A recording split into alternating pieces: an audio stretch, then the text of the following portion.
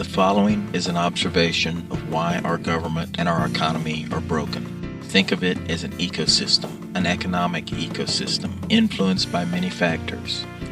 Businesses are the engines that drive the economic health of our communities.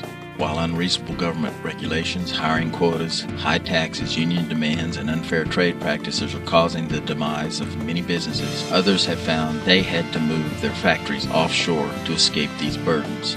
This leaves a big imbalance in our ecosystem. Overregulation also causes lack of domestic oil production by making it unprofitable. This forces dependency on foreign oil. Regulations and quotas also force businesses to hire unqualified workers, and this reduces businesses' ability to attract the talent they need to run efficiently to compete in the marketplace. Under the laws of supply and demand, products are sometimes developed that create the demand side, but mostly necessity drives demand, which actually drives the supply side. We lost our ability to meet demand with the shortage of manufacturing facilities like steel mills. Yet we continue to need manufactured products from the supply side, which must be purchased from other countries. This causes a landslide of dollars leaving America. People can no longer afford new homes or cars. This causes a trickle-down effect on all adjacent businesses in our economic ecosystem. Tax dollars were supposed to be used to support our infrastructure, the education of our kids, our security, and to stop illegal immigration. Instead, these dollars are constantly drained to pay for social programs and pork. Dollars are also lost because illegal immigrants don't pay taxes. Much of their money is sent to Mexico.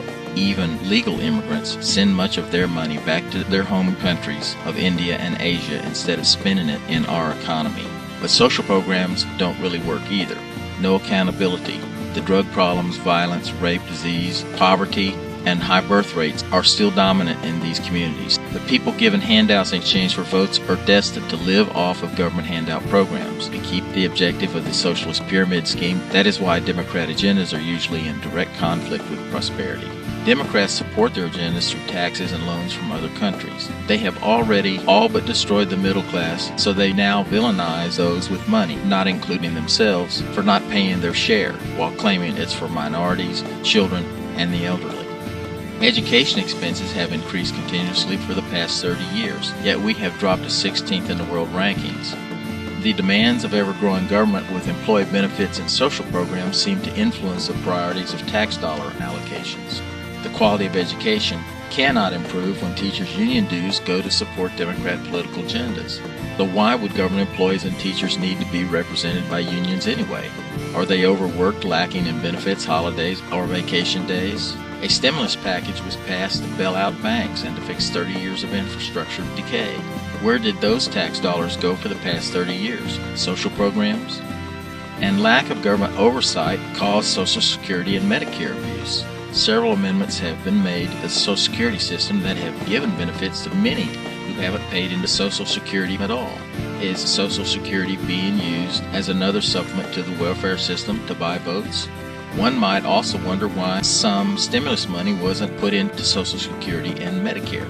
Politicians like to blame Wall Street and the banks for our problems, but the banks didn't cause the growth of government, create the overregulation of businesses, tax hikes, social programs, or the China debt. We keep electing Democrats, but it is our definition of insanity to continue to do the same thing while expecting different results. So the sum of this is that for years we had increased tax burdens, pay for programs, and overregulation and pressure that caused businesses to fail or forced them to relocate overseas for protection. There was also a continuous drain of American dollars to foreign countries for goods and oil. The stress finally erupted into an earthquake of job losses, housing crisis, mortgage, and banking. Then came the tsunami as Congress created the stimulus package and Obamacare. Along with the huge debt to China, taxpayers are swamped by the impending 30-foot wave of debt. These issues are indicated by three continuous cycles that are caused by the same central source. Regulations cause businesses to move or fail, which results in job losses and fewer taxes. Are also lost to pay for foreign oil and goods. All result in loss of American dollars overseas. Second, politicians create socialist programs to purchase votes, paid for from tax dollars from the past 30 years. With the middle class now taxed out, they borrow more foreign money and go after the upper class to pay for their socialist programs. Now they pay for infrastructure with stimulus money, effectively causing taxpayers to have to pay double for the same services.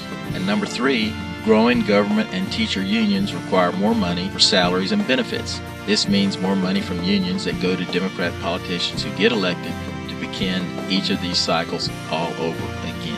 The main barriers to success in reforming our government infrastructure are years of red tape, bureaucracy, and Democrat congressmen whose jobs depend on their sacred cow socialist programs that they protect in order to ensure their re-election. We have to change the game and stop fighting the symptoms and address this problem at the source. It's a catch-22. Congressmen are both the single component necessary to reform government, or they are also the single point of failure for any proposed solutions. First, their success or failure must be tied to ours.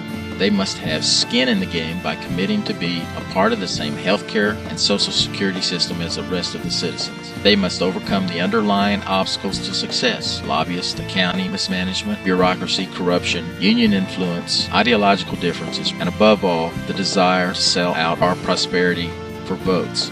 This requires a willingness to reduce and restructure all government entities to make them manageable. This means reassessing the role of government as measured against the articles of the Constitution to determine which agencies are actually necessary. Only then can they begin real government reconstruction efforts, and critical to the overall success is accountability. Without accountability methods, even well-intentioned ideas will suffer the same fate that most other government mandates have suffered.